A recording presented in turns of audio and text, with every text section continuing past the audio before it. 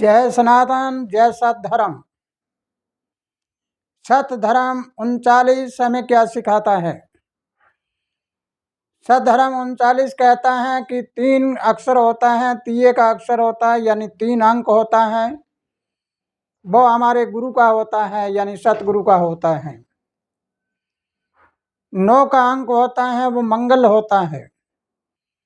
मंगल भौम गुरु होता है और जो हमारा सतगुरु होता है वो आकाश गुरु होता है। यानी धरती और आकाश के बीच में हम लोग रहते हैं। अगर हम इस बात का ज्ञान करते हैं, इसके ऊपर समझ करते हैं, तो ऊपर रहने वाले आर्य होते हैं और नीचे रहने वाले अनार्य होते हैं।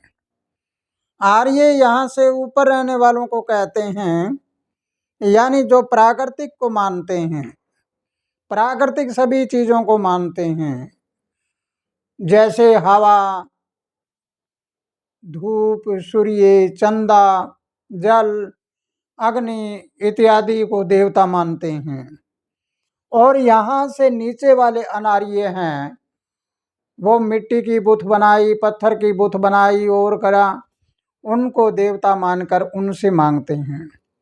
तो जब आर्य और अनार्य का जिक्र होता है, तो मैं आज जो मौके पर आर्य अनार्य है इसके बारे में नहीं कहता। मेरा मकसद है हमारे शरीर में कहना। शरीर में जो हम खोज करके देखते हैं, यहाँ नीचे अनार्य है, ऊपर आर्य है। अनार्य का मतलब अशुद्ध, यहाँ से नीचे रहने वाले इंसान अशुद्ध होते हैं, यहाँ से ऊपर रहने वाले शुद्ध होते हैं। तो इसलिए आज हमें क्या सोचना है कि सनातन सद्धर्म 39 हमारा पावन पवित्र आर्य रूप में है, यानी पवित्र रूप में है, जिसमें सभी तरह के दोष मुक्त हो जाते हैं और यहाँ से नीचे होते हैं वो दोष युक्त होते हैं। तो इसलिए आज हमें इस बात को समझना और जानना है कि आज हमारे देश में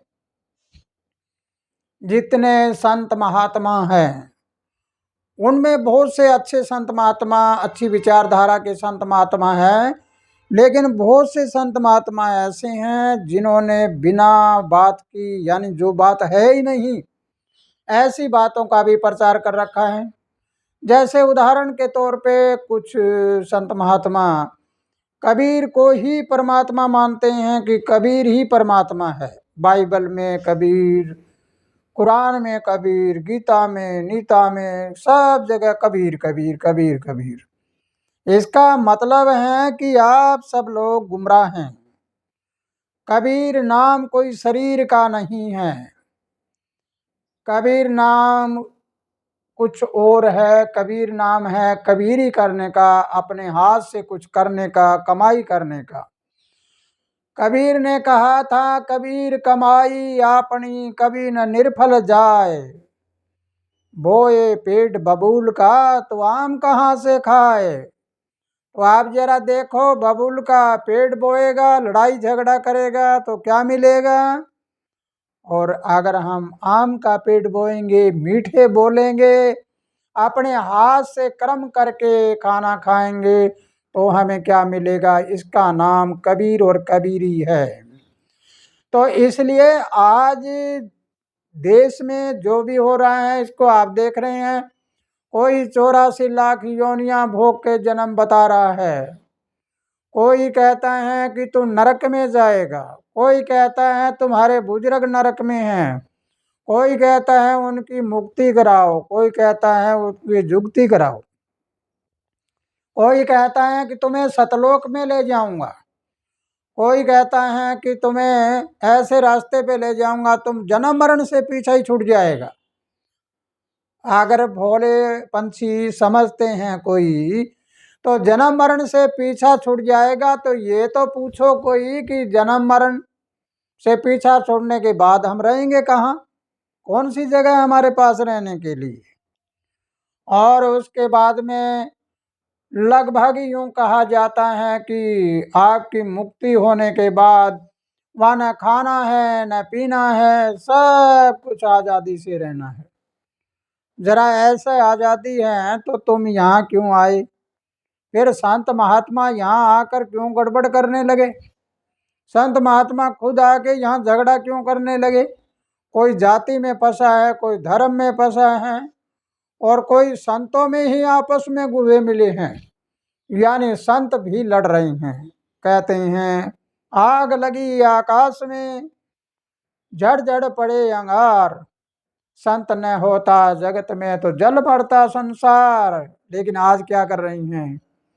संत ही तो अपने हाथ से तिल्ली लगा रही हैं, वही जला रहे हैं, सबके दिमाग में उल्टा भर दिया कि वो गलत, वो गलत, वो सही, वो गलत।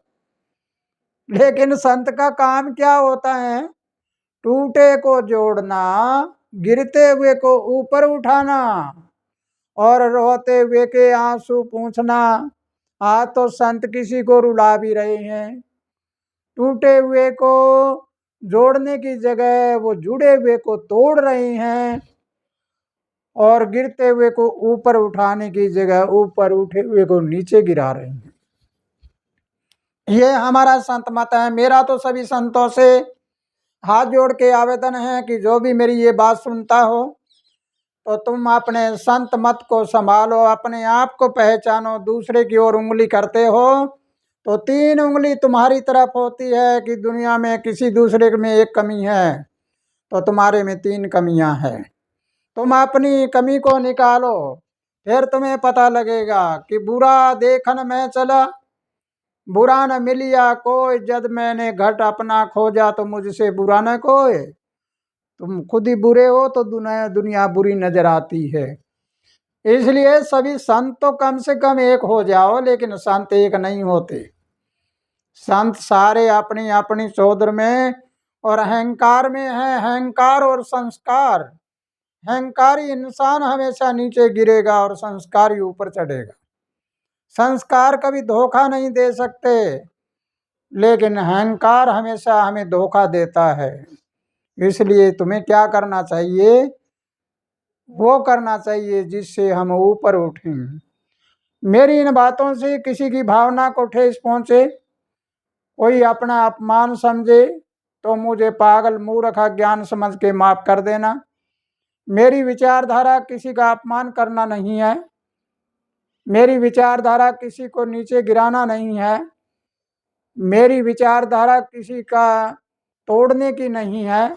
मेरी विचारधारा है सिर्फ संत अपने आप की संत मत को पहचाने कि संत मत होता क्या है, संत किसे कहते हैं, संत की परिभाषा क्या होती है।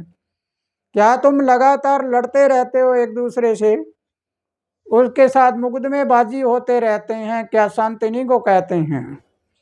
क्या संत जबरन चारों तरफ पुलिस का घेरा हो, बॉडीगार्डों का घेरा हो, क्या संत इन्हीं को कहते हैं? संत निडर होते हैं, संत तो जिंदा मरे हुए होते हैं। संतों को किसका डर होता है? इसलिए मेरा सभी संतों से आवेदन है कि मुझे सबसे छोटा समझकर माफ कर देना, और तुम सब एक होने का प्रयास करो। कोई मुकदमेबाजी चलते हैं तो तुम सारे राजीनामा कर दो, कितनी अच्छी बात रहेगी। फिर सब मिलकर हम दुनिया को शिक्षा देंगे, तो वही शिक्षा पाएगा जो हमारे पास हो। जो हम बोलेंगे वैसा का वैसा सुनेंगे लोग, वैसा ही अपनाएंगे। तो इसी के साथ जय सनातन, जय हमारा सद्धर्म 39, सदा खुशहाल रहो और सब शांति से जीवन बिताओ। शांति शांति शांति शांति।